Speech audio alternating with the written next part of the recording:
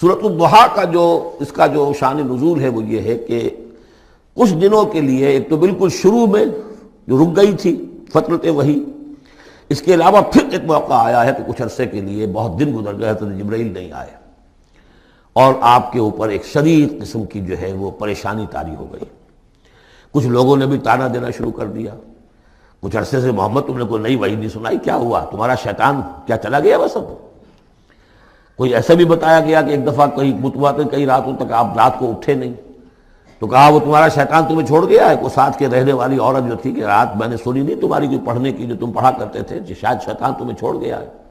خود آپ کو جس قدر ایک اشتیاق رہتا تھا کہ وہی آئے اور آپ کی وہ روح کو جو ہے مزید اور غذا اور تر و تازگی جو ہے وہ مسلسل ملتی رہے، اس کی وجہ سے یہاں تک آتا ہے کہ حضور فرماتے ہیں کہ اس درجے میں رنج اور غم میں تھا کہ میں سوچتا بربنائے طب بشری، اس درجے حضور کے اوپر جو ہے یہ شاخ گزر رہا تھا کہ وہی کیسے بند ہو گئی۔ اور اس میں یہ بھی تھا کہ اللہ ناراض تو نہیں ہو گیا، کیا مجھ سے کوئی خطا تو ایسی نہیں ہو گئی، یہ سبب کیا ہوا ہے؟ یہ ہے وہ کیفیت کہ جس کے اندر یہ آیتیں نازل ہو رہی ہیں۔ اور اب آپ اس کو سمجھ لیجئے کہ اس کا نفسیاتی اور انسان کی باطنی کیفیات کے ساتھ کیا تعلق ہے۔ انسان پر دو طرح کی کیفیات طاری ہوتی رہتی ہیں، جیسے میں نے پہلے ایک دفعہ آپ کو بتایا صدیق اور شہید کے درمیان جو فرق ہے بنیادی،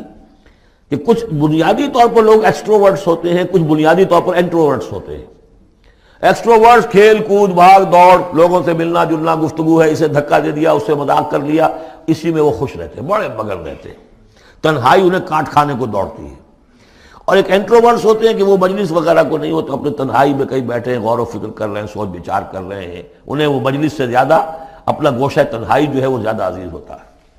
تو یہ دو مزاج اللہ نے بنائے ہیں۔ اسی طرح ہر انسان کے اوپر آلٹرنیٹلی کچھ کیفیات آتی ہیں جس کو ہم کہتے ہیں میرا موڈ آف ہے،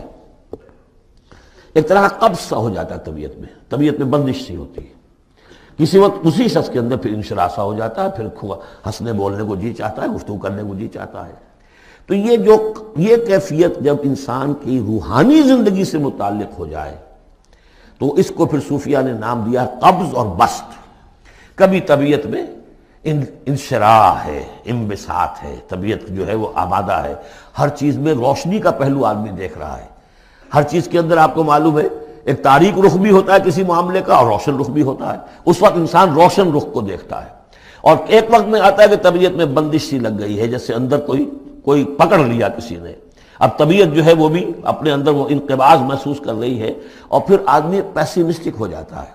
نا امید سا ہوتا ہے، پھر اسے ہر معاملے کا تاریک پہلو زیادہ نظر آنے لگتا ہے۔ تو یہ قبض اور بسط کی کیفیات ہیں۔ جب کبھی قبض کی کیفیت ہو، قاضی ثناء اللہ پانی پتی رحمۃ اللہ علیہ نے تفسیر مظہری میں لکھا ہے کہ قبض کی کیفیت میں اس صورت کا پڑھنا تریاق ہے، جس طرح حضور صلی اللہ علیہ وسلم کے لیے گویا کہ اس وقت جو وحی کا بند ہو جانا تھا وہ گویا کہ ایک طرح کے انقباض اور قبض کی کیفیت پیدا ہوئی تھی، اس میں اب اللہ تعالیٰ فرما رہے ہیں والضحیٰ،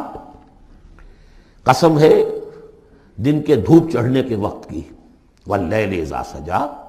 اور قسم ہے رات کی جبکہ وہ چھا جائے یا ساکن ہو جائے، سجا کے دونوں معنی ہے سکون۔ اب دیکھیے ان دونوں کو کیوں لائے، اس لیے کہ صبح ہے، حرکت ہے، برکت ہے، چلنا ہے، دوڑنا ہے، ہر شخص جا رہا ہے، ادھر جا رہا ہے ادھر جا رہا ہے، رات کو سکون ہو گیا، تاریکی چھا گئی اور شور ہنگامہ ختم ہو گیا۔